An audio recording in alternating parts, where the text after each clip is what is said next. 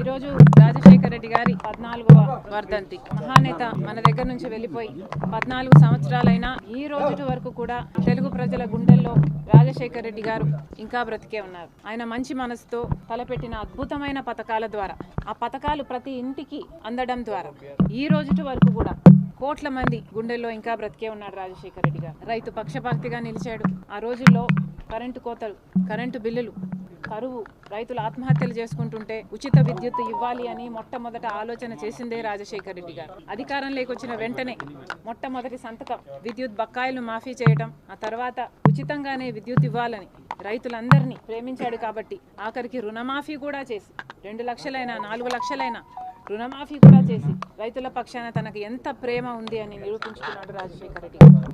ఒక వర్గానికే కాదు, మహిళలకు పావలా వడ్డీకే రుణాలు ఇచ్చి ఎంతో మంది మహిళల జీవితాలను నిలబెట్టారు. చిన్న చిన్న వ్యాపారాలు చేసుకున్నారు. ఆ రోజుల్లో మహిళలు వాళ్ళ కాళ్ళ మీద వాళ్ళు నిలబడగలిగారు. ఇక పేద బిడ్డలైతే, విద్యార్థులైతే మీ చదువు డబ్బు కారణంగా ఆగిపోకూడదు అని, మీరు ఏది కావాలంటే అది చదువుకోండి అని ఫీజు రీయింబర్స్మెంట్ ద్వారా ఎంతమందిని డాక్టర్లను, ఇంజనీర్లను, ఎంసీఏలను, ఎంబీఏలను ఎంతమందిని తయారు చేశాడు రాజశేఖర రెడ్డి గారు. ఈరోజు లక్షణంగా వాళ్ళందరూ లక్షలు సంపాదించుకుంటున్నారు. 108 అయితేనేమి, ఆరోగ్యశ్రీ ఎంతమందికి మళ్ళీ జీవం పోసింది ఆరోగ్యశ్రీ.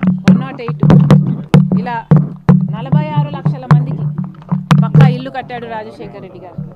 ఇలా 1 కాదు 2 కాదు, మైనారిటీలకు 4% రిజర్వేషన్ అయితేనేమి, పోడు భూములు అయితేనేమి, ఎస్సీలకు అయితేనేమి, ఇలా ఒక్క వర్గానికి కాదు ప్రతి వర్గానికి, కులాలకు మతాలకు అతీతంగా, ప్రాంతాలకు అతీతంగా, పార్టీలకు అతీతంగా ప్రతి ఒక్కరికి మేలు చేశాడు రాజశేఖర రెడ్డి గారు.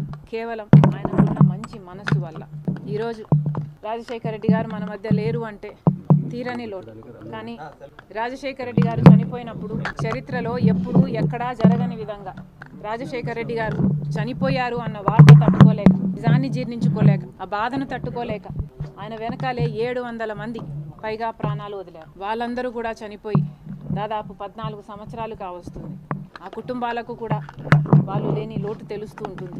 వాళ్ళ త్యాగం రాజశేఖర రెడ్డి బిడ్డ ఎప్పటికీ మర్చిపోదు. మరొక్కసారి ఆ కుటుంబ సభ్యులకు, రాజశేఖర రెడ్డి బిడ్డ మీ అభిమానానికి మనస్ఫూర్తిగా నమస్కరించుకుంటూ ఈ రోజు వరకు కూడా కోట్ల మంది తెలుగు ప్రజలు రాజశేఖర రెడ్డి గారిని గుండెలో పెట్టుకుని పూజిస్తున్నారు. మరొక్కసారి మీ ప్రేమకు, మీ అభిమానానికి రాజశేఖర రెడ్డి బిడ్డ శిరస్సు వంచి చేతులు జోడించి మనస్ఫూర్తిగా కృతజ్ఞతలు చెప్పుకుంటాం. Thank you.